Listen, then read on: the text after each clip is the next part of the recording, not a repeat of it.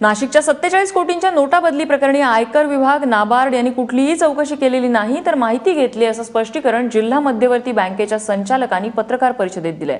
शिवाय नोटाबंदीनंतर बँकेत कोणताच घोटाळा झाला नसल्याचंही त्यांनी स्पष्ट केलंय।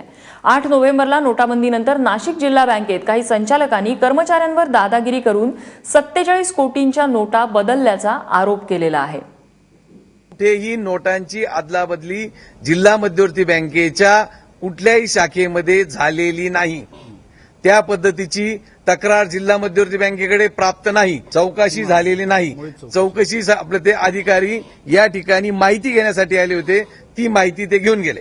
कुठेही नोटांची अदलाबदली जिल्हा मध्यवर्ती बँकेच्या कुठल्याही शाखेमध्ये झालेली नाही। त्या पद्धतीची तक्रार जिल्हा मध्यवर्ती बँकेकडे प्राप्त नाही, चौकशी झालेली नाही। चौकशी आपले ते अधिकारी या ठिकाणी माहिती घेण्यासाठी आले होते, ती माहिती ते घेऊन गेले।